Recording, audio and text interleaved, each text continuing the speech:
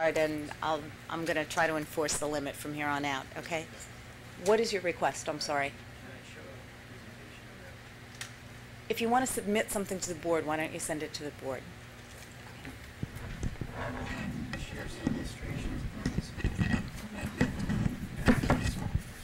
Okay.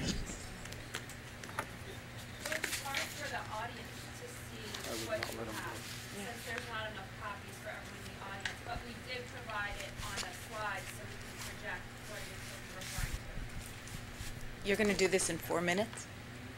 I'm willing to give it less than No. No. Actually, I expect 6 minutes. Could one person yield time to me? That's not the way the law is set up. Well, it's not our policy. It's not our board policy. It's not our policy to allow people to yield, but Okay, that's fine. I will do my best to get through in 4 minutes. And if you was the no, it's right here. Oh, I'm sorry. Can you sit here and do this? We want to make sure that everybody gets a chance to speak. It is not all on one side. Okay. it doesn't matter. Okay, but okay, he's using time is ticking. I don't know. Are we letting him use it? Is that it? Does the board want to vote on this? What do you want to do? Okay, I'm Bruce LeBoon. I live at 138 West Rose Valley Road. I'd like to start by saying thank you for sharing as much information as you have in the last several weeks. I want to make one thing clear. I would not suggest, given the financial crisis and structural impediments that financially that the district seems to be facing in the future years and coming years, to move forward with a project that does in fact have a $2.5 million difference. I'm hopeful that through a little bit of illustration that we're going to be able to demonstrate that it's possible to continue shrinking those costs with a little bit of outside of the box thinking. I have to respectfully disagree, just as forcefully as Dr. Ruby's mentioned, that Summit is impossible to renovate, or portions of Summit impossible to renovate.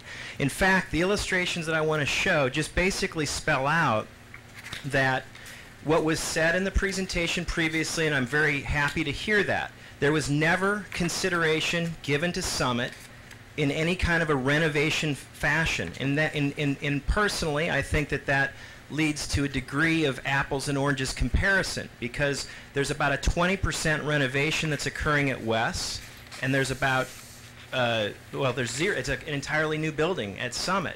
And I think if you look at the layout of the design of the parking lot that was referred to earlier that was potentially going to cost $400,000, that was one of the things I wanted to point out. It is a very, very nice parking lot that was designed and going to be placed at Summit. And I believe that it's entirely possible to reuse the existing Summit parking lot. And in fact, what I want to boil this down to is there's about 2 drivers that we can all agree on that are contributing to this $2.5 million difference, and that is renovation versus new construction and its site development costs, of which stormwater management is substantial. Your own experts have indicated that it is possible to develop at Summit. Your own experts have indicated that by stormwater management and reducing impervious coverage to the site, it will reduce stormwater requirements. Impervious coverage means footprint, building space, etc. In the interest of time, I want to move forward quickly. So, next slide, please. This came out of the Schrader report in 2008. There was consideration given to Summit. It was an entirely new building, and note a very large. I've got my own little pointer here. Very large parking lot and a building here. If you go to the next slide, I'm not sure exactly where this one came from, but again, it continues to ignore the pivotal cost drivers that are separating these 2 projects, which are renovation versus new construction and economies of scale or economies on site development costs. And what I mean by that is footprint. We are looking at a 2-story building at Summit and not a 1-story building, or excuse me, not a 3-story building like we're doing at West.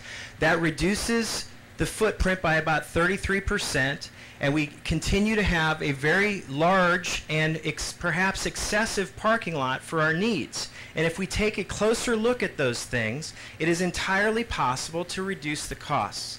If you go to the next slide, I wanted to use the numbers that we're all using in terms of our square footage costs and what it could potentially mean if we just think about this for another couple weeks and hire the architect to have your official architect really review, is it possible to get the numbers down? And I'm going to go through this very quickly. What I've done there is basically flip the two-story building at the Summit site and included the administrative wing that's currently there and eliminated the parking costs. Notice I kept the $2 million set aside in, and we've dropped it down now by $800,000. If we take that a step further, and I know that this needs to be, we don't want to get into a tit for tat. It's for your consideration that if we go to a 3-story building and reduce the footprint, would that not potentially have $1 million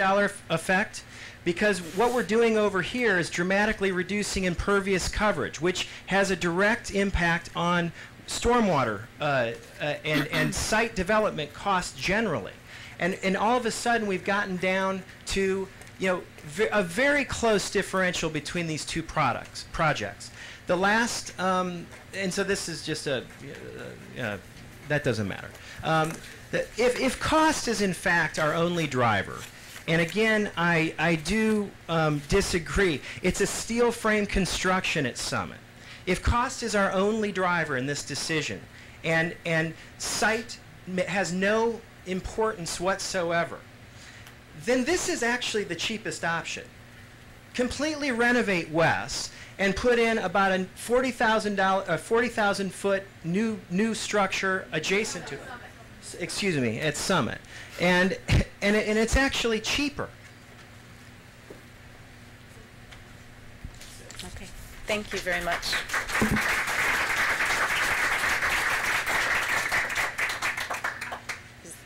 Terry Stiles?